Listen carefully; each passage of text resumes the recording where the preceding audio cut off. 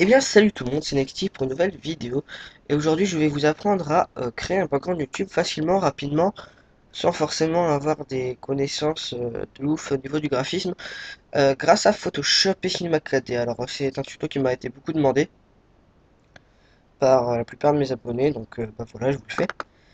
Donc je vais dans la description vous mettre en téléchargement un pack, donc celui-ci, vous aurez tout ceci. Je pense que c'est le minimum, le nécessaire pour faire un background de qualité. Après, comment vous dire, si vous voulez vous lancer dans le GFX ou dans le graphisme, enfin c'est pareil, etc. Vous tapez sur YouTube GFX Pack et vous trouverez plein d'éléments euh, utiles, voilà. Sinon, je prévois d'en faire un, donc du GFX Pack pour mes 1000 abonnés, donc abonnez-vous hein, si vous en voulez un. Donc voilà, donc c'est parti, déjà, on va se rendre sur Cinema 4D. Voilà, alors on va prendre la Lightroom que je vais vous donner, donc bien évidemment, elle n'est pas de moi, ça prend trop de temps à faire, je peux pas me le permettre. Apparemment, c'est Neu Design qui l'a fait. Et donc, je vais faire glisser la Lightroom dans Cinema 4D comme ceci. Alors, une Lightroom, comme vous pouvez le voir, c'est déjà un truc préfet, comment dire, sur Cinema 4D où il y a les lumières qui sont bien placées et il y a surtout les couleurs, donc les matériaux qui sont déjà créés, parce que je vous avoue que ça prend pas mal de temps à créer un matériau. Et donc là, on gagne un temps considérable. En plus, les couleurs sont assez bien faites. Donc voilà. Donc là, Motex, à la place du tutoriel, vous mettez votre pseudo. Moi, je laisse tutoriel, puisqu'en l'occurrence, là, je fais un tutoriel. Donc, après la couleur, c'est pareil. Vous voyez ici, il y a plein de couleurs. Bah, vous faites glisser la bonne, hein, tout simplement. Moi, je vais faire glisser une couleur bleue, comme ceci. Voilà. Maintenant, vous allez sur la petite disquette, là. Vous allez dans Enregistrer. Et là, sur les trois petits points, vous sélectionnez l'endroit où vous voulez placer le fichier. Donc moi, je vous avoue que j'ai déjà fait un tutoriel que j'ai un petit peu foiré, donc je le recommence. Et ensuite, une fois que vous avez créé, vous avez bien placé tout, etc., vous cliquez sur la disquette orange. Donc là, vous faites OK. Et il va charger, donc ça peut être long ou pas, ça dépend votre ordi. Personnellement, mon ordi n'est pas une bête du tout. Donc je pense que ça va être assez long. Donc pendant ce temps-là, on va se rendre sur Photoshop. Et je vais aussi bien vous donner un template de background. Donc ce n'est pas un template préfet, enfin c'est pas. Vous n'avez pas juste à modifier le nom, vous modifiez tout vous-même. C'est tout simplement un template vierge, comme ça vous modifiez avec les bonnes proportions, etc. Donc je vous ai donné un template classique et un template partenaire. Donc classique, on va le faire glisser. On attend que ça charge un peu.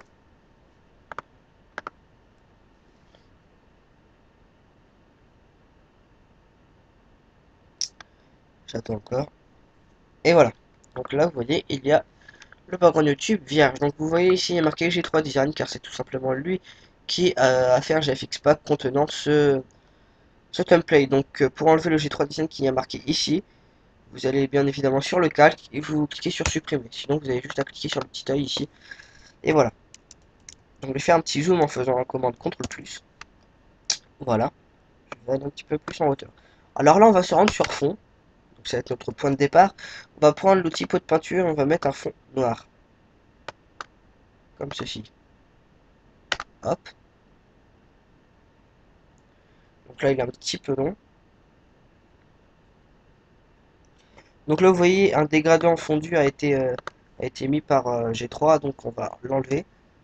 Car si on met un fond noir et après un dégradé blanc, ça le fait pas trop.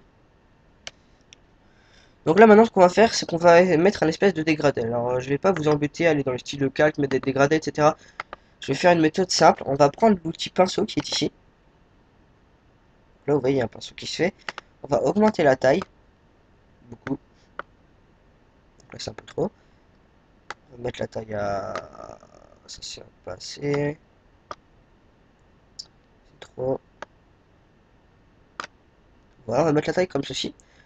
Et là on va sélectionner une couleur assez flashy si possible. Donc on va mettre du bleu. Enfin, on va mettre du turquoise, voilà.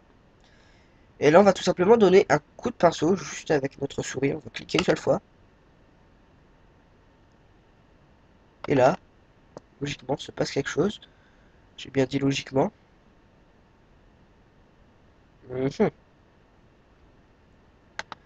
Excusez-moi, c'est votre mon Photoshop qui bug encore une fois.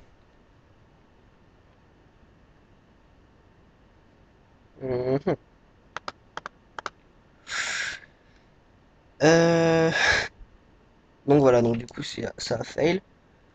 Donc je vais faire retour en arrière.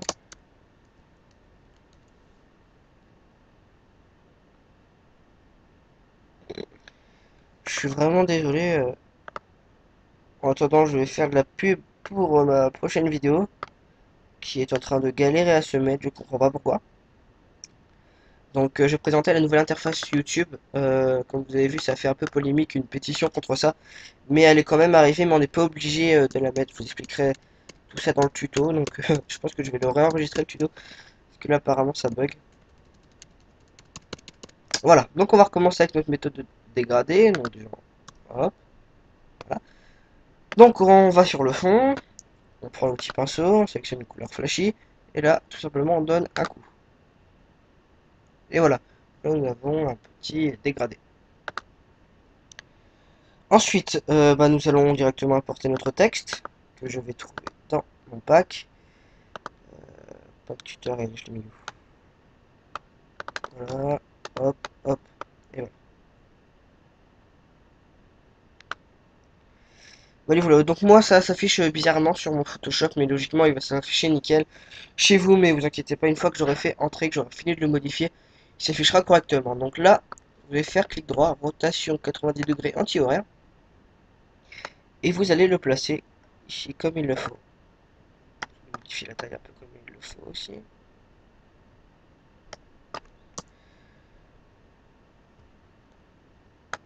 Et voilà, vous le mettez comme ceci, c'est pas mal. Donc maintenant ce que vous pouvez faire c'est le mettre des deux côtés. Donc vous faites clic droit, dupliquer le calque, ou directement la commande CTRL-J qui permet de dupliquer le calque plus rapidement. Et là vous allez voir sur la copie, vous allez faire CTRL-T, clic droit, rotation 180 degrés, et vous allez tout simplement le mettre de l'autre côté. Comme ceci. Donc moi c'est pas ce que je vais faire car je vais vous montrer une autre méthode qui est pas mal plu à mes abonnés car j'avais utilisé une petite méthode avant. Et donc je voudrais vous en faire part car c'est vrai que c'était assez original et ça avait pas mal plu. Donc on va se rendre sur Cinema 4D pour exécuter bien cette méthode. Donc on va enlever le mot texte, donc on clique dessus, on fait supprimer. Et là nous allons nous rendre sur le carré, là on va prendre le petit cube. Voilà, comme ceci. Maintenant nous pouvons modifier la taille du cube, donc vous voyez s'il y a des petits trucs orange, vous étirez comme ceci. De façon à ce que ça fasse un petit peu comme un écran 16 neuvième. J'expliquerai après pourquoi. Et donc là on va rotationner un petit peu, que ça soit un petit peu plus en relief. Voilà, comme si c'est pas mal. Et encore un peu plus. Hein. Voilà, un peu moins en fait. Et voilà, donc maintenant on va mettre la couleur qu'on avait sur le mot texte, donc bien évidemment on la refait glisser. Là on va changer le nom, je vais mettre texte, voilà. Et là on va cliquer sur bien évidemment encore l'outil enregistrer orange hein, rendu. Donc ça va être encore assez long je pense. Bon. Donc on se rend sur Photoshop en attendant que le rendu se fasse. Ça va, ça allait assez vite.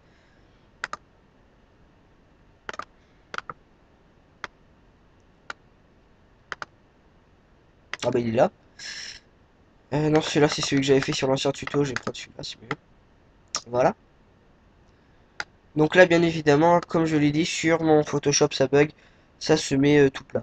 Donc, vous inquiétez pas, une fois que j'aurai modifié, ça se remettra en 3D. Donc là, on va le mettre ici. J'explique après pourquoi. Car, tout simplement,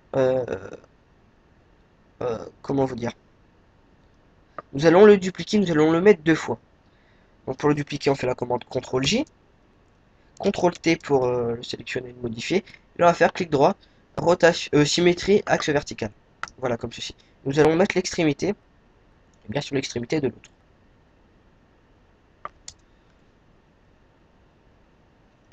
Voilà, comme ça. Donc là, vous voyez, ça nous fait une espèce de choses en relief. Et en fait, je vais vous expliquer. J'avais fait ça, genre, comme un background, hein, tout simple comme ça, et j'avais utilisé cette méthode dans les espèces de cubes en 3D, là, en relief. J'avais mis des miniatures de mes deux dernières vidéos. euh, pour faire un petit peu la promotion, pour que les gens aillent les voir, pour que ça leur donne envie. Et je les avais mis bien en relief, que ça colle bien dedans, etc. Et apparemment ça avait pas mal plu. Et voilà, donc là ce qu'on va faire, on va justement aller chercher une miniature que je n'ai pas justement, donc je viens juste de m'en rendre compte. Donc ce que je vais faire, c'est que je vais prendre une miniature que j'ai fait pour quelqu'un. Donc big up à lui. Voilà, c'était une miniature que j'ai fait à Gamershoot. Donc je le fais glisser. Là, la miniature, je vais un petit peu la réduire comme ceci. Je vais la rotationner. Hop, un petit peu comme il faut, voilà. Donc là, je fais un petit zoom que vous voyez un peu. Donc je fais la commande CTRL plus. Voilà. Et là, en fait, à chaque extrémité du cube, eh bien, je vais mettre l'extrémité de la miniature. Donc j'espère que vous avez compris. Donc pour ceci, on reste appuyé sur la commande CTRL. Et à chaque extrémité, on va faire ceci. Hop, hop, hop, et hop. Donc là, on peut voir que la miniature est bien collée dans comment? Dans le cube en relief. Donc là, il y a un petit fail encore. Ça dépasse un peu, je vais le remettre comme il faut. Attendez, je reviens. Les gens, donc là, nous en étions en fait de mettre les miniatures bien comme il faut. Donc je vous ai dit, il faut faire avec la commande CTRL et mettre chaque extrémité de la miniature aux extrémités du cube en relief. Voilà, donc malheureusement je n'ai que une miniature sur moi puisque j'ai formaté mon PC il n'y a pas longtemps. Du coup, toutes les miniatures que j'ai faites aux autres et à moi-même, eh bien je les ai perdues. Du coup, ce que je vais faire, c'est que je vais la mettre deux fois cette miniature. Donc, eh bien, je vais la dupliquer tout simplement. Je vais faire clic droit, dupliquer le calque. Et évidemment, ça bug puisque je suis en train de refaire le rendu de la vidéo pour la nouvelle interface de YouTube. Du coup, ça bug. Donc là, je fais OK. Qu'est-ce que c'est long? Je suis vraiment désolé pour ça. Oh là là.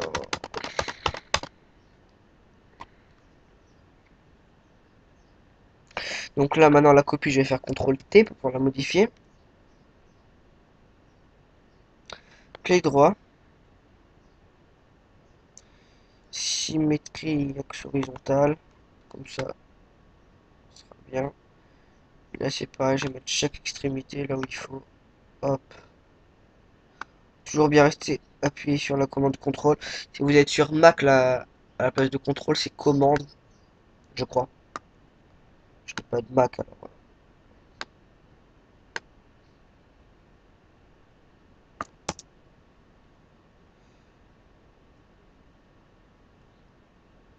Bon, voilà. Donc là, on peut voir que c'est pas mal en relief. C'est assez réaliste. C'est pas tout plat. C'est comme il faut. Mais là, vous allez me dire pourquoi. Enfin, il reste plein de place. Pourquoi tout est au milieu.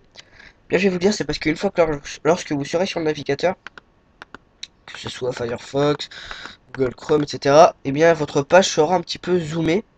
Ce qui fait que nous verrons le background s'arrêter là. Donc il va manger un petit peu les côtés du background. Donc voilà. Sauf si vous avez fait un dézoom. Mais si vous faites un dézoom, en fait les vidéos vont s'afficher bizarre lorsque vous serez sur la chaîne. Bref. Donc c'est pour cela qu'il faut tout serrer. Donc maintenant le background commence un petit peu à avoir de la gueule. Et on va mettre quelques petites choses. On va mettre quelques petits effets. Nous allons mettre des flards. Donc, je vais vous dire après ce que c'est des flards, s'il veut bien se lancer déjà. Voilà, je suis vraiment désolé. Donc voilà, image. Qu'est-ce que c'est? Donc en attendant, je tiens à vous remercier parce que je suis passé partenaire YouTube récemment. Et donc voilà, je tiens à vous remercier parce que je suis passé partenaire avec Socialblade. Donc bah merci quoi. Donc je vais prendre celui-ci de Flar. Je vais vous en donner que deux, je vais vous donner un rouge, un bleu. Et voilà, sinon après vous tapez Flar sur internet, hein, vous trouverez. Tranquille, y a pas de problème. Donc là vous voyez ça se met par-dessus le texte. Et donc le texte est caché. Donc ce qu'on va faire, ici à la place de normal, on va cliquer, il y a une petite fenêtre qui s'ouvre. Et là on met superposition. Et là en fait ça va faire lumineux, ça va faire assez réaliste. Et on va le mettre comme il faut, on va le rotationner un peu. Comme ceci. On va changer la taille.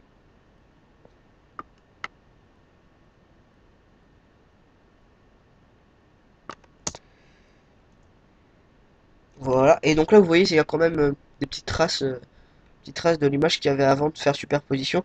Donc ce qu'on va faire, c'est qu'on va prendre l'outil gomme. Voilà. Là on clique au milieu de l'image, on fait OK. Et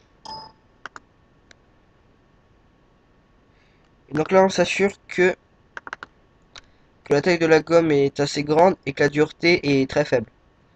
Car sinon ça fera couper, ça sera moche. Donc là on va passer un petit peu comme ça. De façon à ce qu'il reste que la fleur, quoi, que le petit trait de couleur. Voilà, comme ceci. On peut la replacer, hein.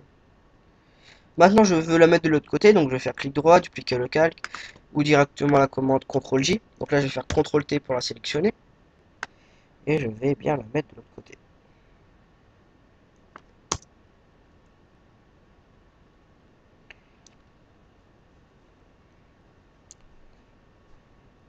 Voilà, comme ceci, mais comme vous voyez, je n'ai pas fait symétrie, donc du coup, il y a le carré de l'autre côté, que je n'ai pas gommé, qui se voit. Donc je vais faire CTRL-T.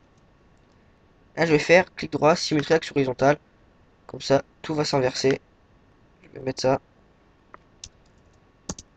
Et voilà, il n'y a pas de trace. Donc maintenant, ce qu'on peut faire, c'est mettre les icônes des réseaux sociaux. Donc pour cela, je vous ai mis un petit pack. Social craqué, ça s'appelle. Donc en fait, ça va être, on va dire, incrusté dans le background. Donc par exemple, si je veux mettre Facebook, bah, je vais le faire glisser. CTRL plus.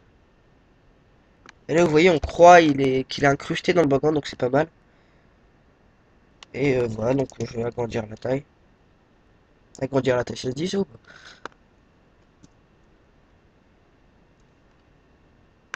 Voilà, donc là, ça fait pas trop réaliste puisque il est incrusté dans le background, mais il est par-dessus le tutoriel. Donc ce qu'on va faire, c'est qu'on va prendre la fenêtre, enfin le truc de Facebook là, on va le faire glisser derrière le texte, comme ceci, voilà. Ça veut dire plus réaliste. Donc après, je vous ai donné de la fumée, mais je pense pas que je vais l'utiliser là, car je pense que mettre de la fumée sur ce background là, c'est pas très approprié. Après, vous pouvez vous amuser, donc je vais vous montrer un peu comment on fait. Donc je vais prendre la Smoke 5, c'est de la fumée assez blanche quoi. Je vais la rotationner.